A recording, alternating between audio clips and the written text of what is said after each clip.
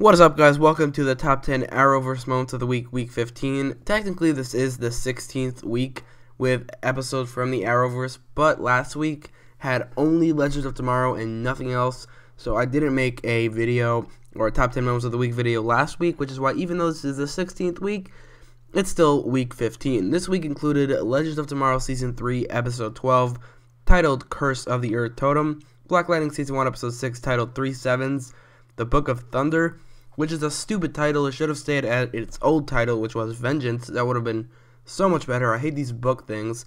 But also The Flash, Season 4, Episode 14, titled Subject 9, and Arrow, Season 6, Episode 14, titled Collision Course.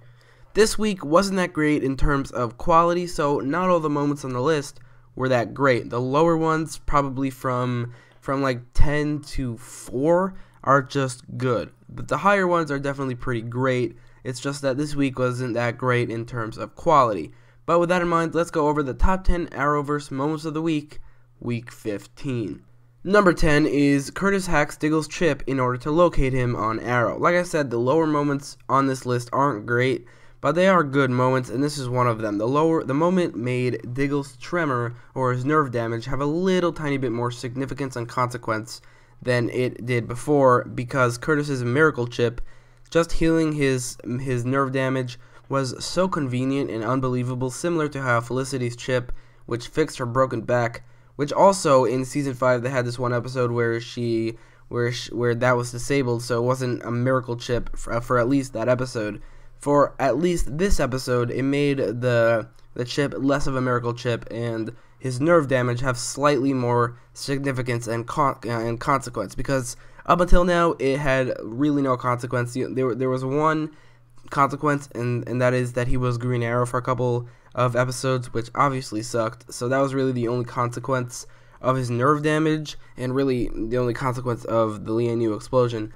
But again, this wasn't a great moment, it was just a good one. Number 9 is seeing the Earth Totem in action for the first time on Legends of Tomorrow. Up until this week, we saw every single totem except for the Earth Totem being used in action. We saw both Vixens using the Spirit Totem. We saw the villain of Season 2 of Vixen use the Fire Totem. Kawaza used the Water Totem on multiple occasions, and Zari used the Air Totem. We never saw the Earth Totem being used until this week, and although it was a little weird how the Earth Totem was controlling plants and vines instead of, I don't know, the earth or rock, it was a little weird. It's more like a grass totem or a vine totem, but either way, I thought that the effects looked pretty cool, and seeing the Earth Totem in action for the first time was really cool as well.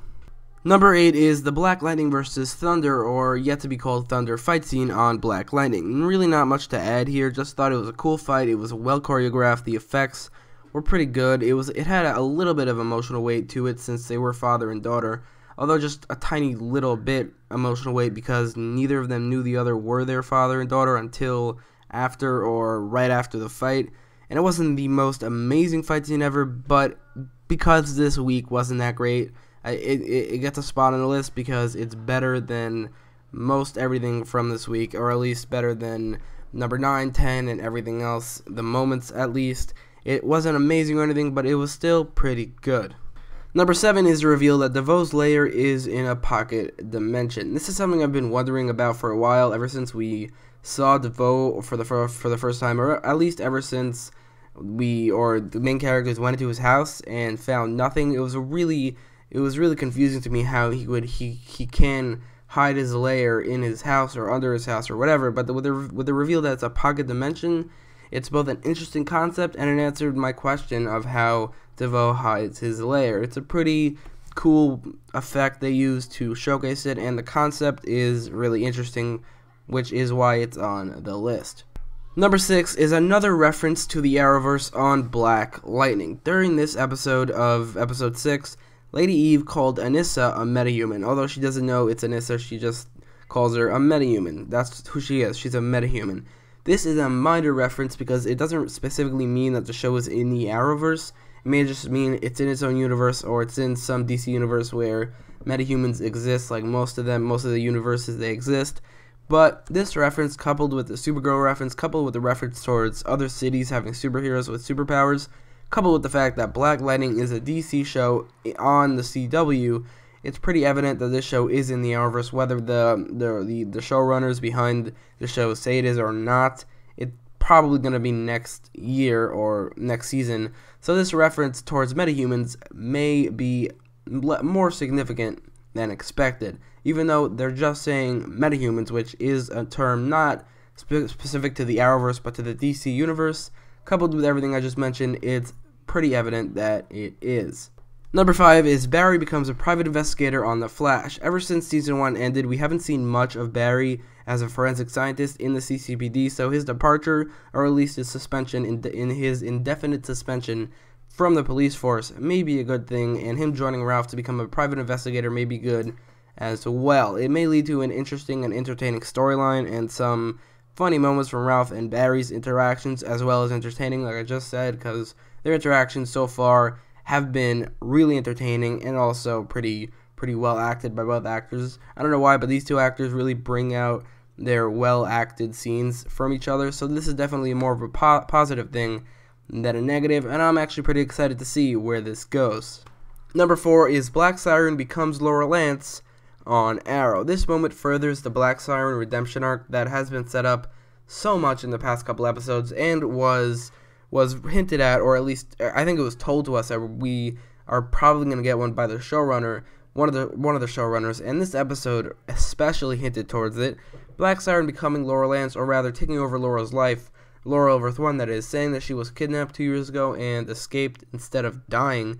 This is basically the climax of the redemption arc. I think she should take over Laura's life. I think that would be really interesting. I think she should become Black Canary, join the team, and completely replace Dinah as the Black Canary, because in continuity right now, there's no way that Black Canary or Dinah Lance will ever, or Dinah Drake, will ever rejoin the team, because Team Arrow, or original Team Arrow, really hates new Team Arrow at this point. You see their interactions, they literally fought each other, they don't like each other at all, so it's not probable, it doesn't make sense to me that either any of them, meaning Wild Dog, Mr. Terrific, or Black Canary, will ever join the team. So Laurel of Earth 2, Black Siren, becoming Black Canary and joining the team is something that I actually really want to see. So this moment is also, this is something that I actually predicted in a previous synopsis breakdown. So either way, it's a really cool moment.